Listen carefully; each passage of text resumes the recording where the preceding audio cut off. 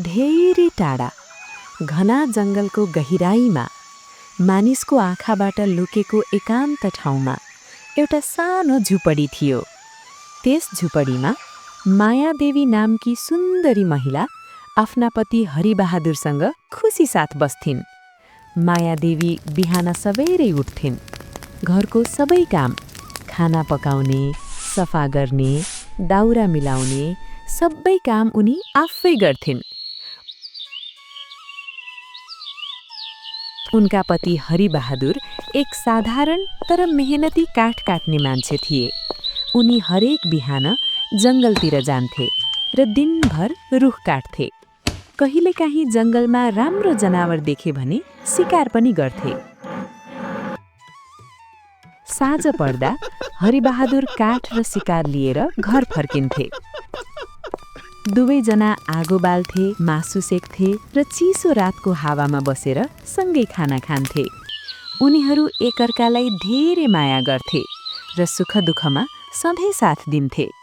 उनीहरू साँचो अर्थमा जीवनका साथी थिए। एक दिन सधैँझै हरिबहादुर जङ्गल गएका थिए, तर त्यो दिन भाग्यले अर्कै खेल खेल्यो। उनी जङ्गलमै बाटो बिराए। धेरै हिँड्दा हिँड्दा थाकेर उनले एउटा पहाडको टुप्पोमा आराम गर्न सुते। त्यहाँको वातावरण अत्यन्तै शान्त थियो।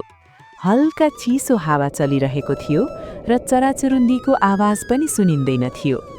त्यही शान्ततामा उनी गहिरो निन्द्रामा परे। केही बेरपछि नजिकैको एउटा गुफाबाट उज्यालो निस्कन थाल्यो। त्यो देखेर हरिबहादुर बिउझिए र उत्सुकताले गुफातिर लागे।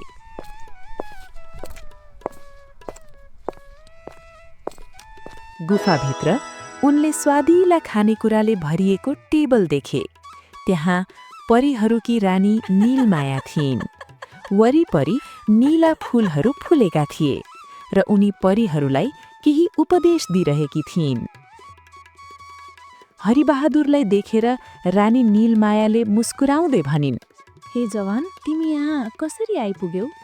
हरिबहादुरले विनम्रतापूर्वक भने, "म जङ्गलमा काठ काट्न गएको थिएँ। बाटो हराए, थाकेर सुते। होस खुल्दा यहाँ आइपुगे।" रानीले भनिन्, "तिमी हाम्रो अतिथि हौ। एक इच्छा माग, त्यो पूरा हुनेछ।" हरिबहादुरले केही सोचेर भने, "मलाई यी नीला फूलहरू चाहिन्छन्।" रानीले भनिन्, "तिम्रो मन शुद्ध छ। यी फूलहरू जति बेलासम्म उज्यालो रहनेछन् त्यति बेलासम्म तिम्रो घरमा भाग्य बस्नेछ।" हरिबहादुर नीला फूल लिएर खुसी खुसी जङ्गलको बाटो हुँदै घर फर्किए। घर आइपुगेर उनले सबै कुरा मायादेवीलाई सुनाए।